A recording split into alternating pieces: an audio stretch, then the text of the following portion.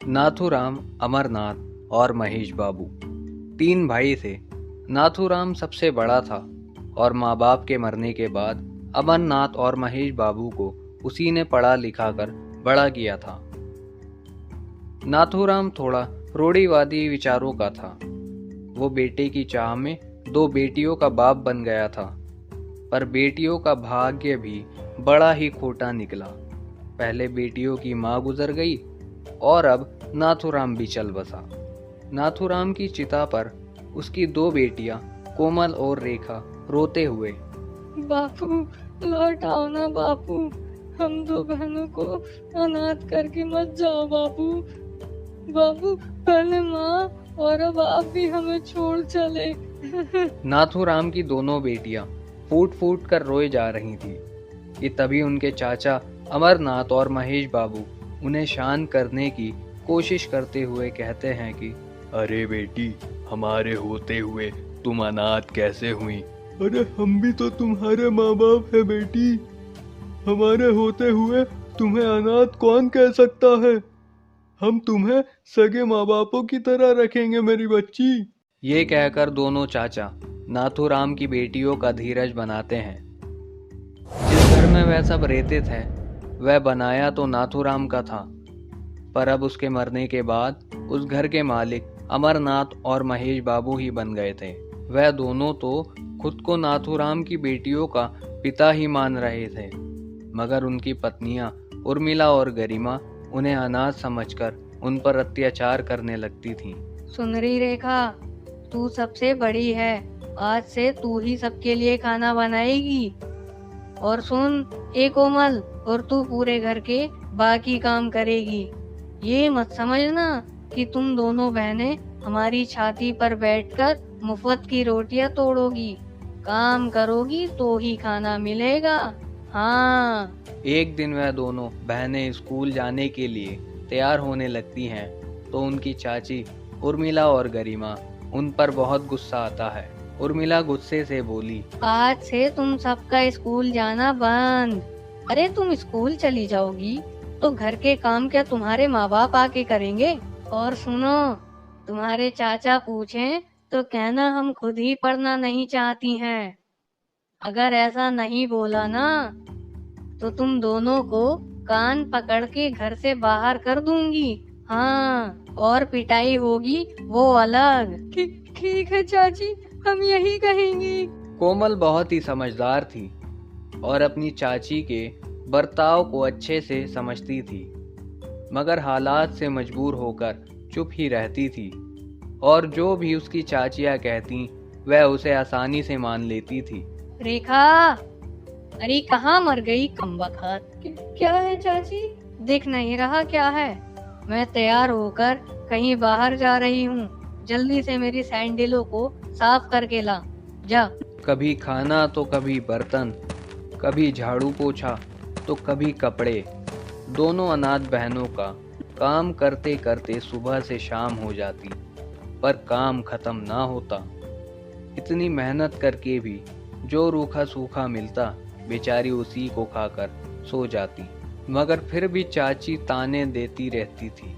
दोनों बहनें उन्हें फूटी आंख न सुहाती थीं। कुछ दिन बाद गरिमा तो उन्हें घर से निकालने पर ही तुल जाती थी और कहती, उर्मिला दीदी, हमारे पतियों की आधी कमाई तो इन अनाथ लड़कियों को पालने में ही निकल जाएगी, और फिर हमारे अपने बच्चों के लिए क्या ही बचेगा। बात तो तेरी सही लगे छोटी। इनको पालना, फिर इनका ब्याह शादी करना, इसमें तो हमारी जीवन भर की कमाई ही निकल जाएगी। तभी तो कहती हूँ कि इन्हें घर से निकाल दो। अनाथ ही तो हैं, कहीं भी जाकर अनाथों की तरह रह लेंगी। बात तो तू बिल्कुल ठीक कह रही है छोटी। अब मैं भी देखती हूँ ये पनौती इस घर में कैसे रहती है। एक दिन कोमल को जोर का बुखार चढ़ाता है और रेखा उर्मिला से कहती है, चाची, कोमल को बहुत तेज बुखार है। कुछ पैसे दे दो तो मैं इसे डॉक्टर के दिखा लाऊं। मेरे पास तुझे देने के लिए फूटी कौड़ी नहीं है। तुम दोनों छाती पर आके बैठ गई हो। एक मर भी जाएगी तो कौन सा कुछ हो जाएगा, और बोझ कम ही होगा। निर्दयी चाची की यह बात सुनकर कोमल का मन फूट फूट कर रोने को करता है, मगर वह रो भी नहीं पाती। वह भागती हुई कोमल के पास जाती है और कहती है, कोमल, कोमल, तुझे कुछ नहीं होगा मेरी बहन, तुझे कुछ नहीं होगा। दीदी, मुझे दूध पीना है, तुझे दूध पीना है?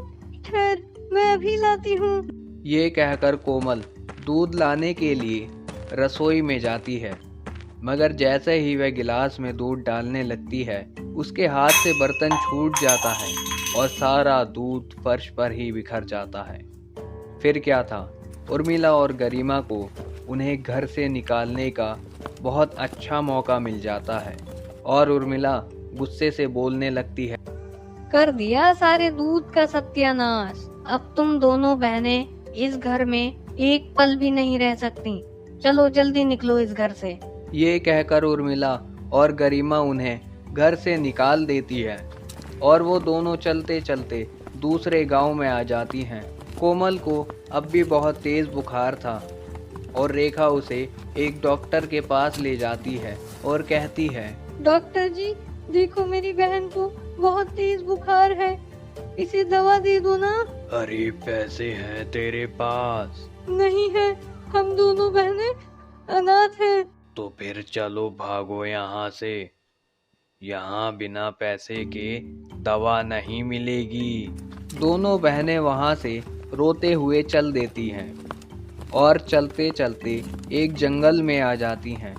तभी उनको जोर से भूख लगने लगती है और कोमल अपनी बड़ी बहन से कहती है, दीदी, मुझसे तो चला नहीं जाता, बहुत भूख लगी है, तुम थोड़ी हिम्मत रखो मेरी बहन, इस जंगल में कुछ तो खाने को मिल ही जाएगा, बस थोड़ा आगे और चलो।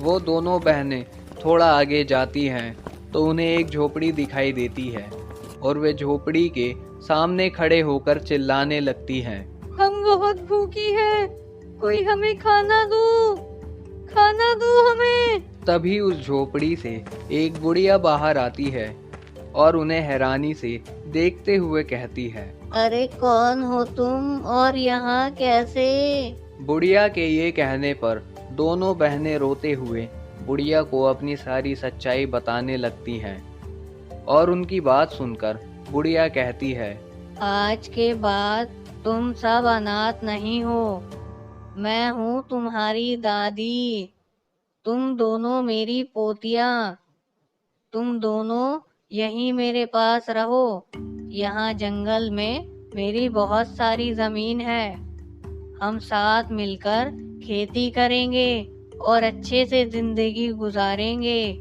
उस दिन से वह दोनों बहनें बुढ़िया के साथ ही रहने लगती हैं। उधर जब अमरनाथ और महेश बाबू दोनों बच्चियों के बारे में उनसे पूछते हैं तो वह खुद को निर्दोष साबित करने के लिए रोने पीटने का ढोंग करने लगती हैं। हम तो आपकी भतीजियों को उनकी सगी माँ से भी ज्यादा प्यार करती थी, अब वही हमें माँ ना समझे तो हम क्या ही करें। अपने बच्चों की तरह खिलाया पिलाया और प्यार किया, फिर भी घर छोड़कर चली गई, तो इसमें हमारा क्या कसूर। समय बीतता जाता है और कुछ सालों बाद वह दोनों बहनें बुढ़िया के साथ मिलकर अच्छी खेती करने लगती हैं। खूब फल सब्जियां और अनाज उगाने लगती हैं। फसल बेचकर खूब पैसा आता है और वह झोपड़ी की जगह एक आलीशान घर बना लेती हैं। एक दिन रेखा बाजार में फल और सब्जियां बेचने जाती है तो उसे वहां अमरनाथ और महेश बाबू मिल जाते हैं। रेखा को देखकर वो दोनों रोने लगते हैं। अरे अरे तुम रेखा, मेरी बच्ची कहाँ खो गई थी तुम? बेटी, हमने तुम्हें कहाँ कहाँ नहीं ढूंढा, भगवान का शुक्र है आज तुम मिल ही गई। तुम्हारी बहनें कहाँ हैं? वो भी मेरे साथ ही रहती है चाचा, हम सब बहुत खुश हैं। पर तुमने अपना घर क्यों छोड़ा? अमरनाथ के ये कहने पर रेखा उनको सारी बातें बताती है और वो सहम जाते हैं। उनको उर्मिला और गरिमा पर बहुत गुस्सा आता है। हमारी पत्नियां इतनी निर्दयी और मक्कार होंगी हमने सपने में भी नहीं सोचा था महेश बाबू। हाँ भैया, अब हम ऐसी नीच औरतों को अपने घर में नहीं रखेंगे। ये सच सामने आते ही अमरनाथ और महेश बाबू अपनी पत्नियों को घर से निकाल देते हैं और अपने बड़े भाई की बेटियों को लाने के लिए उनके घर जाते हैं, मगर वो उनके साथ चलने से मना कर देती हैं। चाचा, हम बहुत खुश हैं, हम यहीं रहेंगे। चाचा, आप भी हमारे साथ यहीं रहो ना। दोनों बेटियों की खुशहाली देखकर अमरनाथ और महेश बाबू उनके साथ रहने को तैयार हो जाते हैं और कुछ दिन बाद दोनों बहनें उर्मिला और गरिमा को भी वहां ले आती हैं।